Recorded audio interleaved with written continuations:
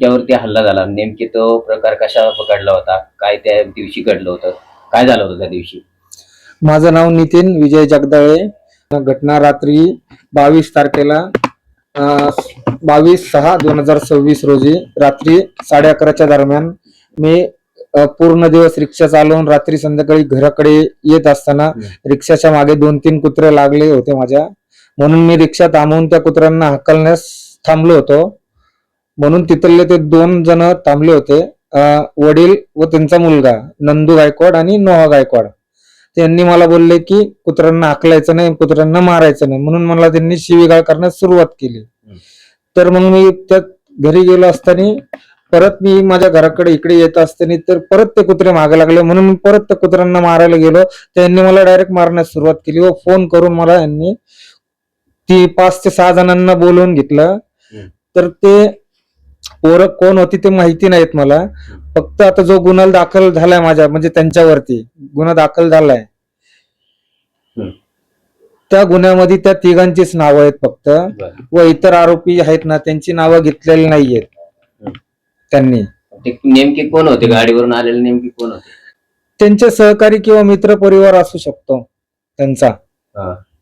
मग त्या घटना घडली त्यावेळेस पोलीस लगेच आले की कधी आले? 112ला फोन केला, त्यानंतर ते पोलीस आलेत, ते 20 ते 25 मिनिटांनी आलेत. ओके.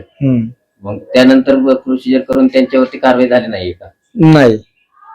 तर जी पोलीस प्रशासन, दापोडी पोलीस चौकी प्रशासन आहे, जी अपेक्षा करणे अपेक्षित होतं तशी कारवाई पोलिसांनी केलेली नाहीये. काय आता मागणी आहे तुमची? आमची मागणी अशी आहे की जे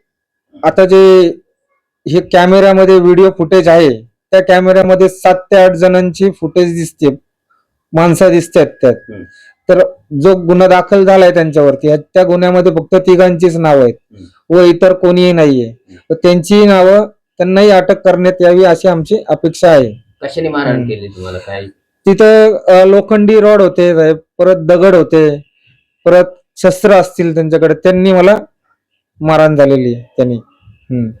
असतील का होते?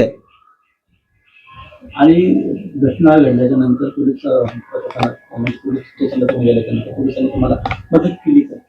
मदत केली सर. आम्हाला पहिलं त्यांनी सांगितलं की पहिलं हॉस्पिटलमध्ये जा.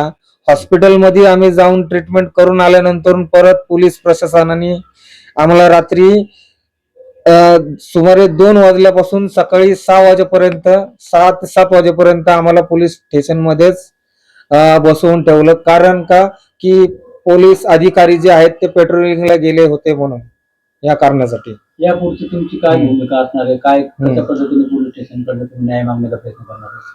आमची अपेक्षा सर एवढीच आहे की जे इतर आरोपी आहेत त्यांनाही अटक झाली पाहिजे. दापोडी पोलीस प्रशासनाला एवढेच आमचे म्हणणे आहे. जर आम्हाला न्याय मिळाला नाही तर आम्ही सीपी ऑफिस कडे तक्रार करू. तिथनं आम्ही अपेक्षा करू की सीपी साहेबांकडे जाऊन. माझा इंडिया न्यूज, दापोडी, पिंपरी चिंचवड, पुणे.